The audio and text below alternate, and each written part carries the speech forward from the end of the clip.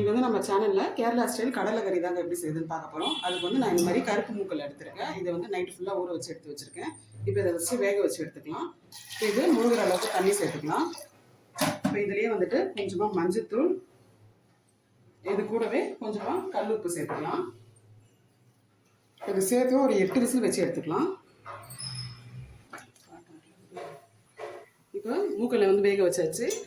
இந்த மாதிரி நல்லா வேக வச்சு எடுத்துக்கோங்க. நெக்ஸ்ட்டு ஒரு கடாயில் எண்ணெய் சேர்த்துக்கோங்க. நீங்கள் தேங்காய் எண்ணெய் கூட சேர்த்துக்கலாம், நல்லா ஃப்ளேவராக இருக்கும். நான் இன்றைக்கி நார்மல் எண்ணெய் தான் சேர்த்துருக்கேன். இப்போ இதில் எண்ணெய் காஞ்சதும் ஒரு ஸ்பூன் சோம்பு, இப்போ இதில் பட்டை, லவங்கம், ஏலக்காய் 3 எடுத்துருக்கேன். அது சேர்த்துக்கலாம். இது நல்லா வதங்கட்டும். நெக்ஸ்ட் இதில் மீடியம் சைஸ் வெங்காயம் 2 எடுத்துருக்கேன். அதை ரஃபாக சாப் பண்ணி வச்சுருக்கேன். இப்போ இது சேர்த்துக்கலாம். வதக்கி அரைக்க தான் போகிறோம் நம்ம.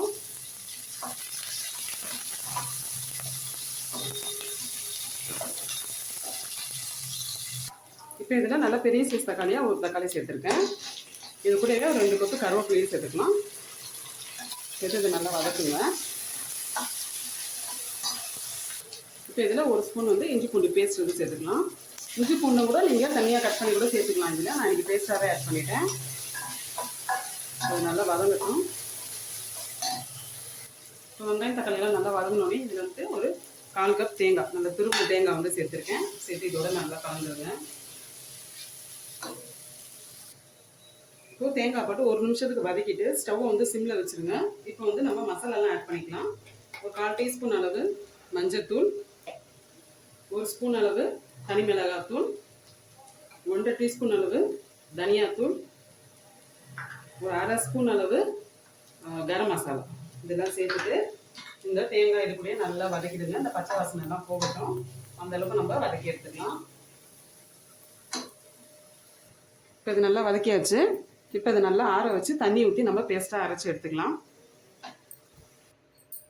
இப்போ இந்த மசாலாலாம் நல்லா பேஸ்ட்டாக அரைச்சி எடுத்தாச்சு. இப்போ இந்த வேக வச்ச மூக்கலையோட இந்த மசாலா வந்து சேர்த்துக்கோங்க.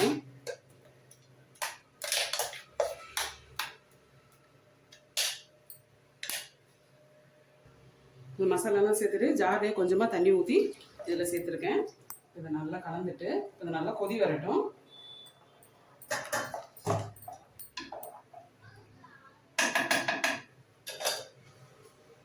இப்போ உப்பு சேர்த்துக்கலாம். ஏற்கனவே மூக்கல்ல வேக வைக்கும் போது உப்பு சேர்த்துருக்கோம், அதனால் இப்போ கொஞ்சமாக சேர்த்துக்கலாம். இது நல்லா கொதிச்சு வரட்டும். இப்போ பாருங்கள், இது நல்லா கொதிக்குது பாருங்கள். இப்போ இதை இறக்கிட்டு தாளிக்கிறதுக்கு ஒரு எண்ணெய் வச்சுக்கோங்க. நல்லா கொதிச்சிருச்சு. இதை இறக்கிடலாம். இப்போ நெக்ஸ்ட் இந்த கடாயில் தாளிக்கிறதுக்கு எண்ணெய் சேர்த்துக்கலாம். இப்போது தாளிக்கிறதுக்கு 1 ஸ்பூன் சோம்பு, இதுலேயே 2 காஞ்ச மிளகாய் கிள்ளி சேர்த்துக்கலாம். இது கூட ஒரே சின்ன வெங்காயம் நல்லா பொடியாக கட் பண்ணி வச்சுருக்கேன், அதையும் சேர்த்துக்கலாம். இப்போ இது கூட ஒரு கொத்து கருவேப்பிலை இதையும் சேர்த்துக்கலாம். சேர்த்து இதை நல்லா வதக்குங்க. இப்போ இது நல்லா வதக்கியாச்சு. இப்போ இந்த குழம்பு எடுத்து இதில் ஊற்றிடலாம்.